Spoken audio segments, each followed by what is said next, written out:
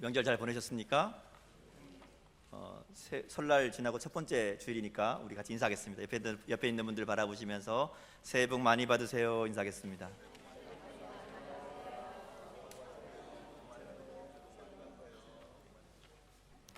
네, 지난주 저희가 말씀을 통해서 하나님께서 너는 복이 될 것이다 말씀하셨잖아요. 너를 복으로 만드시겠다, 복이 되게 하신다 말씀하셨습니다. 옆에 분들 다시 한번 인사하겠습니다. 하나님께서 당신을 복이 되게 하실 것입니다 이렇게 인사하겠습니다.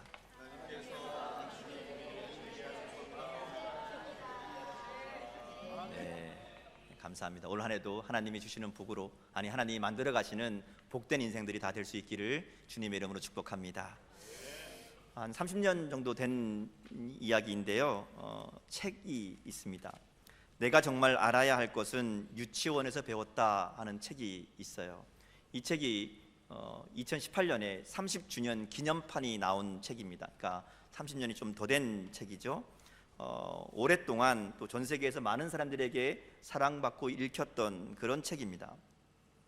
이 책을 로버트 풀검이라는 목사님이 쓰신 책인데요. 원래는 이 책의 시작이 어떻게 되는 건가 하면, 이 목사님이 어느 유치원에서 입학식 날 아이들에게 이야기를 해주게 됩니다.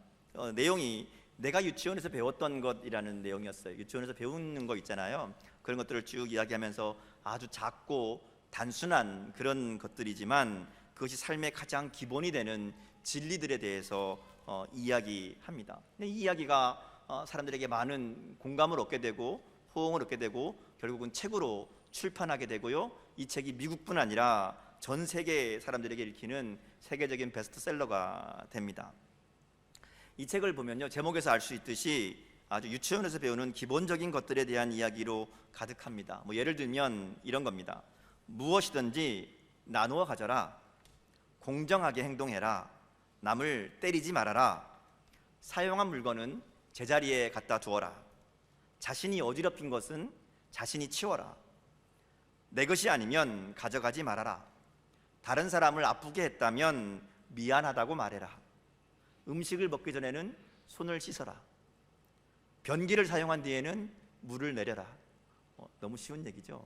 너무 간단한 또 평범한 이야기들입니다. 근데 이런 기본적인 것들만, 정말 유치원에서 배우는 것들만 잘 지켜도 이 세상이 지금보다는 훨씬 더 평화롭고 행복할 수 있다 하는 얘기죠. 기본을 안 지키는 사람들이 있어서 이 문제가 되는 거죠. 그러고 보면 우리가 예전에 좀 옳지 않은 행동을 하는 사람들을 보면서 야, 너 유치원 나왔냐? 유치원을 좋은 데 나와야지, 이렇게 우스갯소리 하던 것들이 정말 틀린 말은 아닌 것 같다는 거죠. 세상에는 수많은 사람들이 살아가면서 모두가 행복하기 위해서 만든 규칙들이 있습니다. 약속들이 있죠. 우리가 기본이라고 얘기하는, 그리고 그 기본적인 약속들을 잘 지키면 모두가 행복하고 평화로운 삶을 살 수 있습니다. 근데 문제는요, 이런 기본적인 약속을 지키지 않는 사람들이 많이 있다는 겁니다. 그러다 보니까 문제가 생기고 다툼이 일어납니다. 우리가 가만히 우리의 삶을 돌아보면요, 유치원 아이들한테 가르치는 그것만 잘 지키고 살아도 사실은 별 문제가 없어요. 우리의 삶 가운데 일어나는 문제들을 보면 다 그거 안 지켜서 그런 거, 약속 안 지키는 것, 양보하지 않는 것, 내가 할 일을 하지 않는 것, 여기에서 문제가 생기는 거죠. 유치원만 다녀도 알만한 이것들을 많이 배우고 많은 지식을 가지고 또 풍부한 경험을 가진 어른들이 지키지 않아서, 그래서 문제가 일어나게 됩니다. 세상에는 유치원도 졸업하지 못한 어린아이 같은 사람들이 너무 많이 있다는 거죠. 여러분의 삶은 어떠신가요? 여러분 유치원 졸업한 사람처럼 살고 있습니까? 여러분 약속들을 잘 지키며 살고 계십니까? 기면 기다, 아니면 아니다, 이렇게. 근데 신앙에도요, 이 유치원에서 배워야 할 기본 같은 것들이 있다 하는 겁니다. 어쩌면 믿음 생활은 더 쉬워요.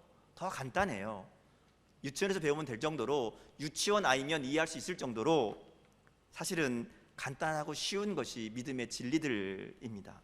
근데 문제는 그 간단한 진리를 우리가 제대로 알지 못하고 또 알면서도 그대로 살지 못하기 때문에 우리의 믿음 가운데 어려움이 있고요, 신앙생활이 힘들어지게 된다 하는 겁니다.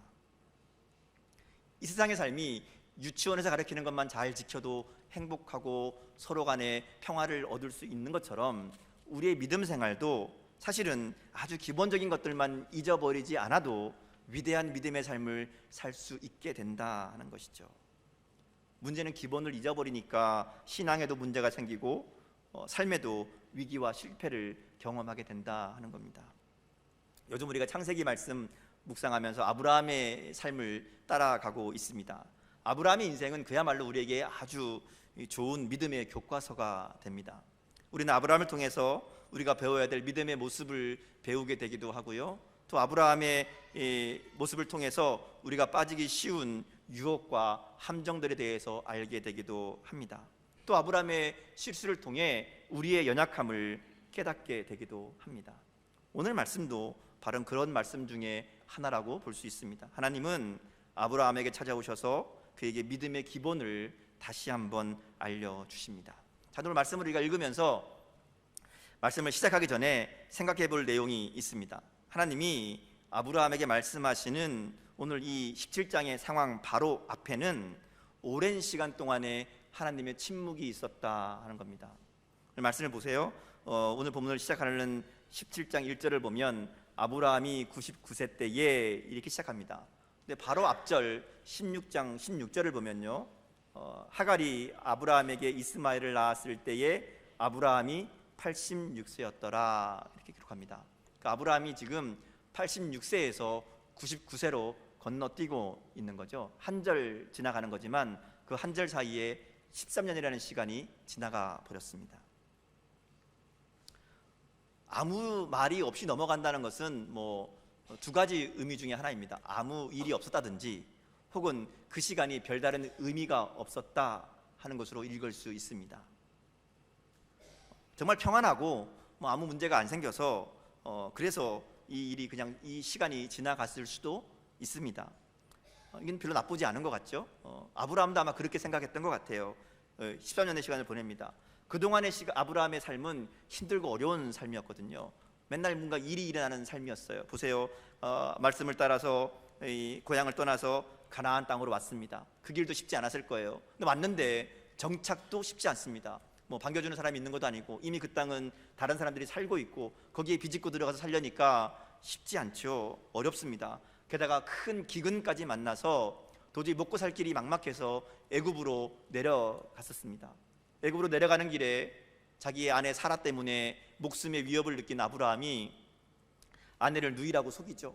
아내를 누이라고 속인 이 사건 때문에 바로에게까지 가게 되고 또 애굽 왕 바로와 한바탕 해프닝을 벌인 다음에야 겨우 하나님의 도우심으로 가나안 땅으로 돌아오게 됩니다.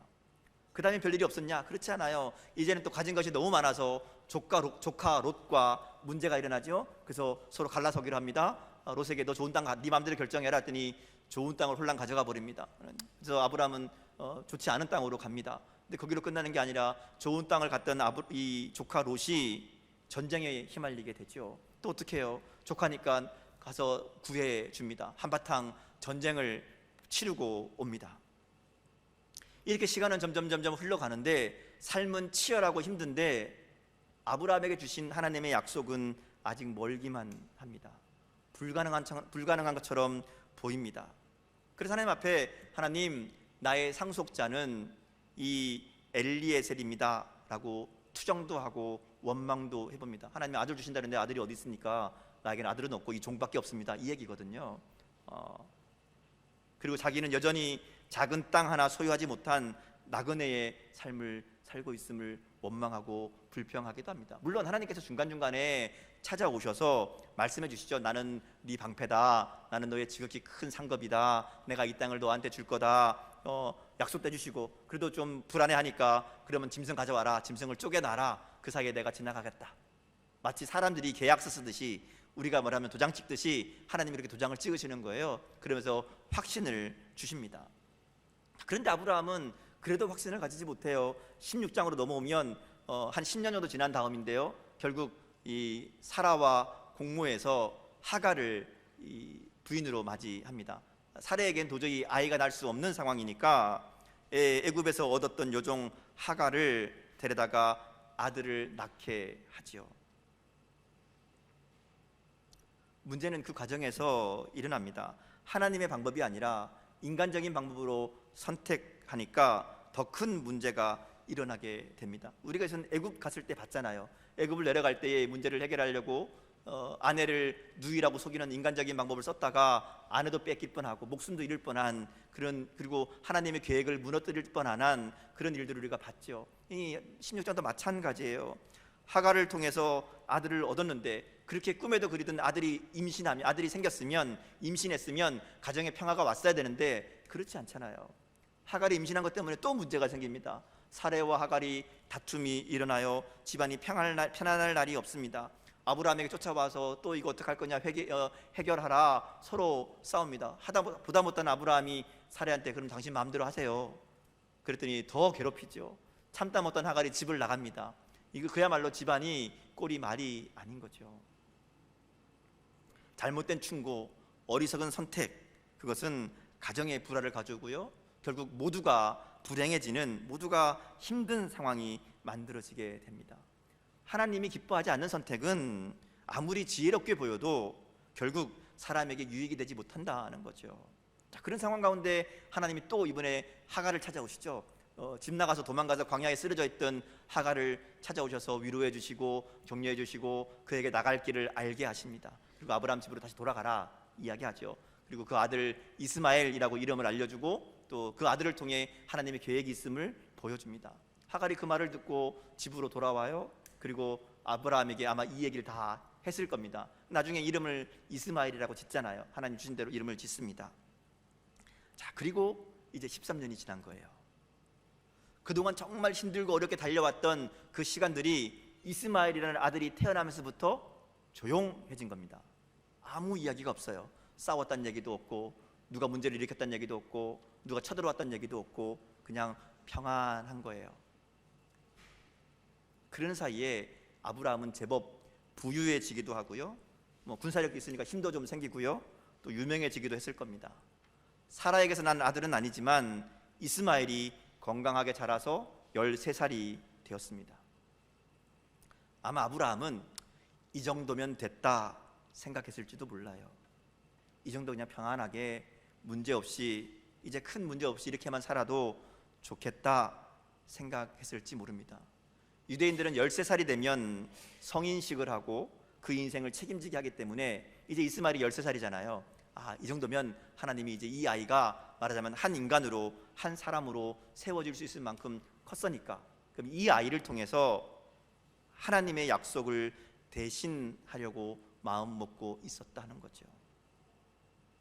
그런데요, 아무 일도 없고 아무 문제도 없는 시간이었지만 그렇게 이 13년의 시간 동안 아브라함에게서 하나님의 약속과 믿음은 사라져 버렸습니다. 아브라함에게 주셨던 하나님의 약속이 더 이상 아브라함에게 남아있지 않습니다. 우리는 이것을 하나님이 아브라함에게 말씀하신 다음에 아브라함이 어떻게 반응했는가 하는 것을 보면 짐작해 볼 수 있습니다. 아브라함에게 하나님이 오셔서 다시 한번 약속의 말씀을 새롭게 하십니다. 내가 너를 크게 번성하게 하겠다. 여러 민족의 아버지가 되게 하겠다. 그러면서 이름도 바꿔주시고요. 또 내게서 민족들이 나게 하며 왕들이 나게 하겠다. 이 땅을 너의 영원한 기업으로 삼게 하겠다. 다시 한번 약속을 주십니다. 그리고 사례를 통해서 이 일을 이루실 것이다 또 얘기해 주세요. 그런데 이 모든 하나님의 말씀을 들은 아브라함의 반응이 심상치 않다 하는 겁니다. 17절 말씀이거든요. 우리 같이 한번 읽어보겠습니다. 17절 말씀 같이 읽겠습니다. 자, 시작. 아브라함이 엎드려 웃으며 마음속으로 이르되 100세 된 사람이 어찌 자식을 낳을까? 사라는 90세니 어찌 출산하리요? 하고. 자, 아브라함이 웃습니다. 근데 이건 기쁨의 웃음이 아닙니다. 비웃는 거예요. 허무한 웃음입니다. 믿지 못하는 거예요. 하나님은 아들을 주겠다고 하는데 그는 속으로 생각하기를 나는 100살이고 내 아내는 90살인데 어떻게 아들을 낳겠는가? 그러면서 웃은 거예요.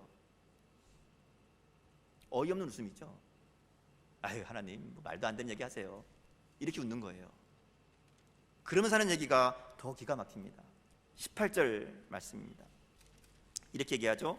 아브라함이 이에 하나님께 아뢰되 이스마엘이나 하나님 앞에 살기를 원하나이다. 이스마엘이나 하나님 앞에 살기를 원합니다. 이렇게 얘기한 거예요. 이것은 하나님이 그동안 주셨던 약속, 지금 말씀하시는 이 약속, 하나님 그거 다 필요 없고요. 이스마엘이나 잘 살게 해주세요. 지금 내게 주신, 내가 있는 이 아들이라도 그냥 편안하게 행복하게 이렇게 살았으면 좋겠습니다. 이게 아브라함의 이야기라는 겁니다.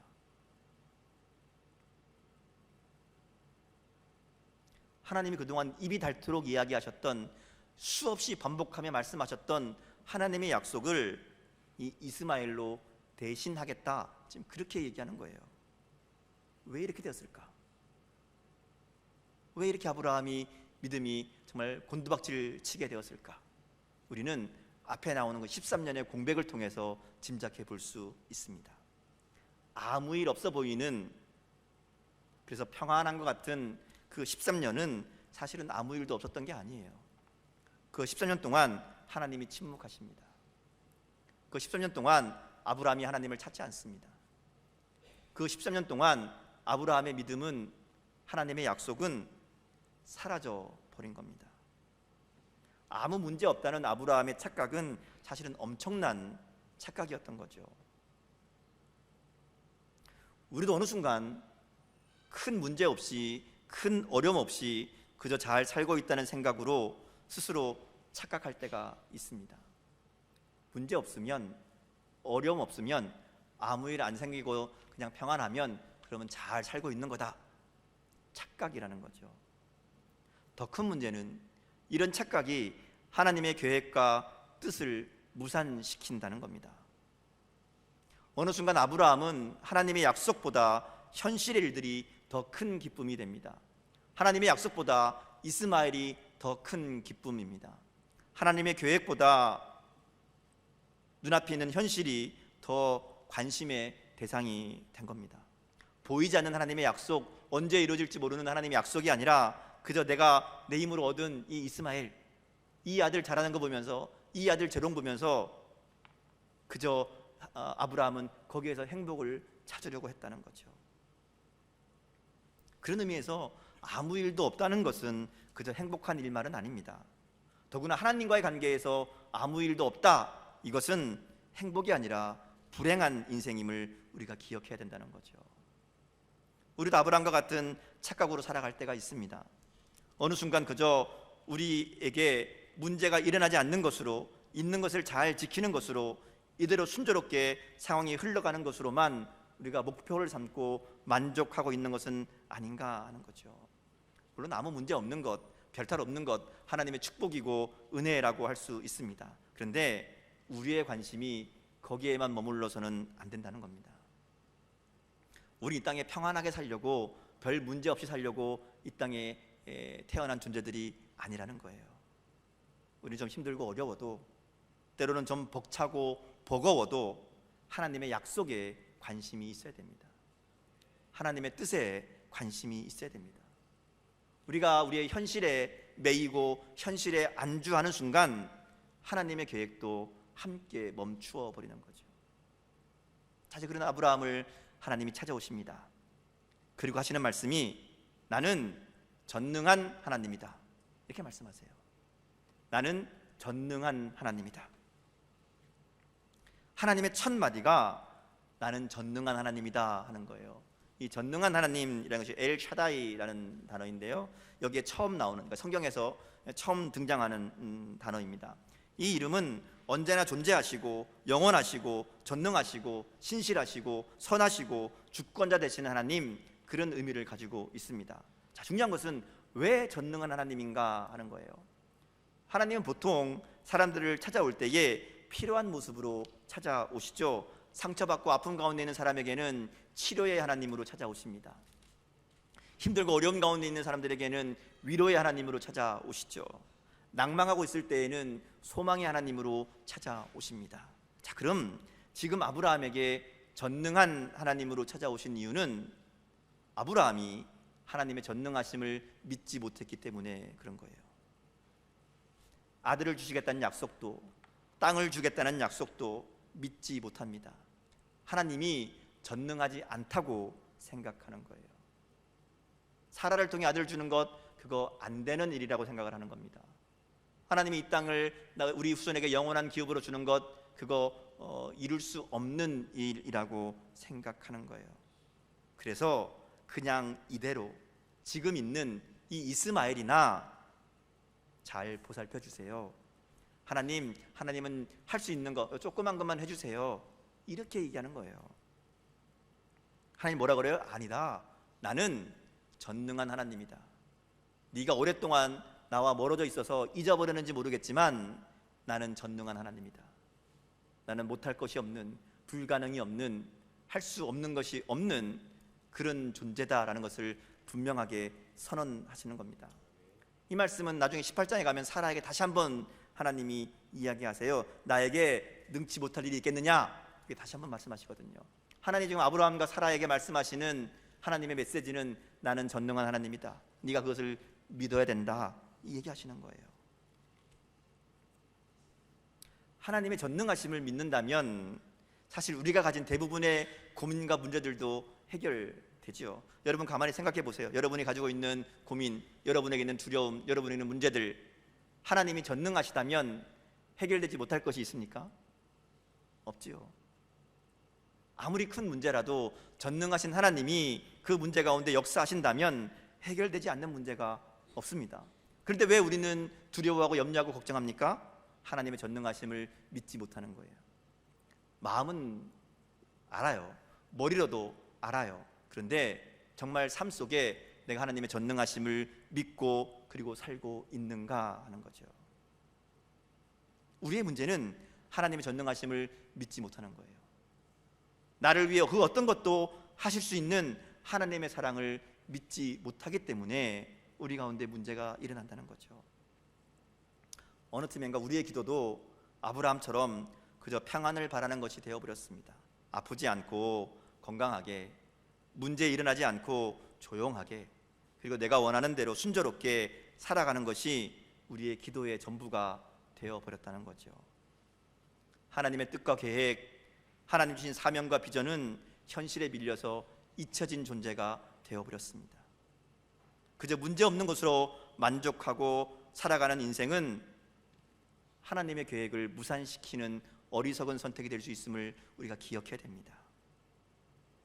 하나님의 전능하심을 믿지 못하고 우리의 계산대로, 우리의 뜻대로만 살아가려는 불신앙의 모습이 우리 가운데 있는 것은 아닌지 다시 한번 돌아봐야 됩니다. 그래서 하나님께서 오늘 아브라함에게 또 우리들에게 나는 전능한 하나님이다 말씀하시는 줄 믿습니다. 그래서 하신 말씀이 그 다음 내용이 너는 내 앞에서 행하여 완전하라 이렇게 이야기합니다. 여기서 행한다라는 말은 걷는다라는 말이고요, 완전하다 하는 말은 흠이 없다라는 말을 의미를 가지고 있습니다. 근데 이 흠이 없다 하는 말이 깨끗하다, 죄가 없다, 정결하다 이런 의미보다는 관계의 의미로 읽어야 됩니다. 만약 이것이 도덕적이나 윤리적인 깨끗함을 이야기한다면 우리는 하나님 앞에 완전할 수 없는 존재들이잖아요. 그런 완전함이 아니라 하나님과의 관계에서 완전하라라는 것으로 우리가 읽으면 됩니다. 정리하면 하나님 앞에서 전적으로 하나님만 바라보며 걸어가라 하는 말씀입니다. 하나님의 전능하심을 믿고 나는 전능한 하나님이다 말씀하시는 그 하나님의 말씀을 온전히 신뢰하고 하나님 앞에 분명한 믿음을 가지고 살아가라. 이것이 하나님이 지금 아브라함에게 또 우리들에게 들려주시는 하나님의 메시지라는 거죠. 오늘 아브라함을 찾아오신 하나님은 우리의 삶에도 동일한 말씀으로 찾아오십니다. 완벽하지 않아도 괜찮다, 좀 실수해도 괜찮아, 네 생각대로 하다가 이스마엘 만들었어도 그래도 괜찮아. 근데 이거 하나만 기억해라. 나는 전능한 하나님이다. 나는 너를 존귀하게 여기고 내 아들을 주기까지 너를 사랑하고 나의 전능함으로 너의 삶 가운데 위대하고 놀라운 계획을 준비하고 있다. 네가 나의 계획, 나의 전능함을 믿고 나의 앞에 온전하게 믿음으로 행하면, 두려워하지 말고 염려하지 말고 내 앞에서 걸어가면 내가 이것을 너의 삶 가운데 이룰 것이다. 하나님 하실 말씀이 이 말씀인 줄 믿습니다. 우리가 정말 알아야 될 것은 하나님은 전능하신 분이시고 그 하나님이 우리의 삶을 붙들고 있다는 것입니다. 우리 계획으로, 우리 계산으로, 우리 불신앙으로 하나님의 계획을 막아서고 있는 것은 아닌지 우리가 돌아봐야 됩니다. 그리고 전능하신 하나님을 향한 분명한 신뢰와 믿음으로 날마다 하나님 앞에서 걸어가는 우리의 삶이 되어야 될 줄 믿습니다. 모든 순간 하나님의 능력의 손길을 의지하며 살아갈 때에 하나님은 우리를 통해 하나님의 위대한 뜻과 계획을 이루실 줄 믿습니다. 우리를 향한 하나님의 뜻과 계획을 이루실 그 전능하신 하나님을 온전히 신뢰하며 날마다 믿음으로 나아가는 저와 여러분의 복된 삶이 될 수 있기를 주님의 이름으로 축복합니다.